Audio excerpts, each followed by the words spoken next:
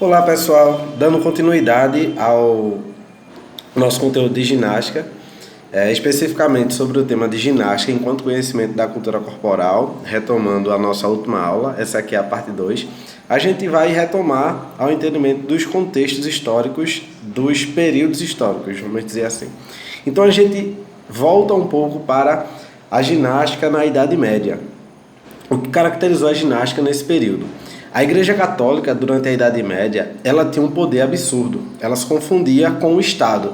Então, ela estava intimamente ligada ao poder e com o poder nas mãos em muitas ações perante a sociedade. Uma das ações da Igreja foi justamente vetar o uso da ginástica. E não só isso, a questão de desenvolvimento do pensamento científico, da racionalidade, da produção literária e artística, tudo isso foi impedido pela Igreja Católica, certo? E a ginástica não foi diferente. Então, durante toda a idade, quase toda a Idade Média, a ginástica ela foi esquecida. A sua prática era proibida e ela foi esquecida. Só que a própria Igreja Católica, ela vê na ginástica uma possibilidade de prática benéfica para si mesmo, como o treinamento dos seus guerreiros que iam para as cruzadas. O que eram as cruzadas? Eram expedições organizadas pela Igreja Católica que iriam tentar tomar o território da Palestina, que a gente conhece hoje como Palestina, que seria a Terra Santa, certo? Então a própria igreja ela se utiliza da ginástica como forma de treinamento para seus guerreiros. Acabando a Idade Média, a gente tem a época do Renascimento e da Idade Moderna. O Renascimento é meio como um período histórico de transição da Idade Média para a Idade Moderna. Nesse período, a gente vai ter uma retomada da produção científica, artística, literária. A gente também vai ter uma renovação do culto à beleza do corpo.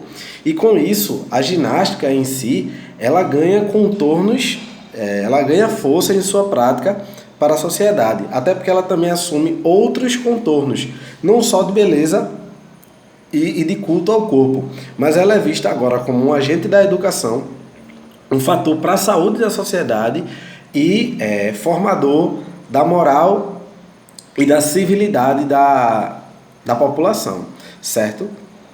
Logo depois da idade moderna, a gente tem a Idade Contemporânea, que teoricamente seria o período histórico em que a gente ainda está inserido. Porém, a gente retoma o nosso período mais como atualidade, certo? Mas a Idade Contemporânea, toda a carga de ginástica que a gente conhece hoje, nasce lá no início da Idade Contemporânea, certo? A Idade Contemporânea ela é marcada por confrontos, vamos dizer assim, com as grandes guerras e também por transformações na sociedade.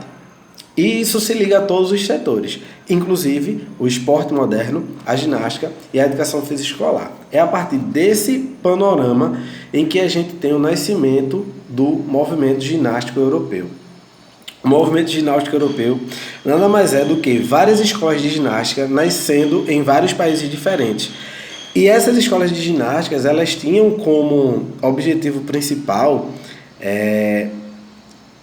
trazer uma imagem de população saudável, de país saudável, certo?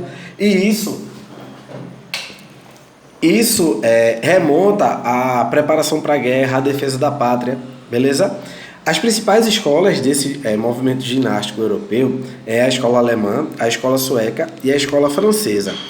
Até hoje, os métodos ginásticos dessas escolas permeiam o que a gente entende como ginástica, certo?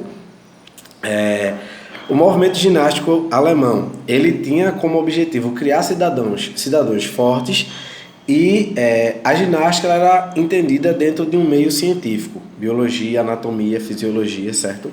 Foi idealizada por 3 pensadores, Gutsmuth, Friedrich Jahn e Adolf Speers. E eles pregavam um ultranacionalismo e a defesa da pátria, como eu já tinha falado. A gente tem a escola sueca. O método sueco ele possui um caráter higiênico que é voltado justamente para A saúde, de uma maneira geral, mais uma divisão entre pessoas aptas e pessoas inaptas. A gente vai ter esse método ginástico dividido em 4 frentes, certo? Que vai ser a frente escolar, a frente militar, a frente médica e a esteticista. A esteticista é ligada à questão da beleza. Esse método foi idealizado por Pierre-Henri Ling, certo? E tinha como objetivo livrar a sociedade das mazelas sociais, vamos dizer assim, e especificamente dos vícios e do alcoolismo. E por fim, há o método ginástico francês, ou escola francesa de ginástica. Se parece muito com a alemã, porque toma em base os princípios da ginástica alemã, mas está mais preocupada com as fraquezas do povo, e não em si a produção de cidadãos fortes. Entendam, é mais voltado para a saúde, certo? Também busca criar seres humanos mais saudáveis e mais produtivos para o trabalho. Olha aí, o capitalismo, querendo ou não, influenciando e interferindo em processos ligados a toda a sociedade. Foi criado por Francisco Amoros, certo? E, como eu já falei, foi inspirado no método alemão e também busca atender desejos da população quanto à atividade física e à preparação dos militares. Faz-se necessário também falar mais um pouquinho sobre a ginástica alemã. A ginástica alemã ela pode ser dividida em 2 facetas, uma esportivista e uma utilitarista. A utilitarista seria mais voltada para a rotina das pessoas. A esportivista, ela se liga à concepção da ginástica olímpica como a gente tem hoje, mais precisamente a ginástica artística, com aparelhos específicos e também com treinos específicos para isso. Já a ginástica utilitária, ela é voltada para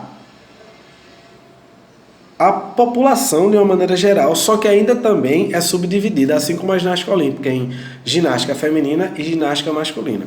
A ginástica masculina pregava a força e a virilidade, como eu vou mostrar para vocês num vídeo prático bem curtinho, que vocês também vão ter que fazer.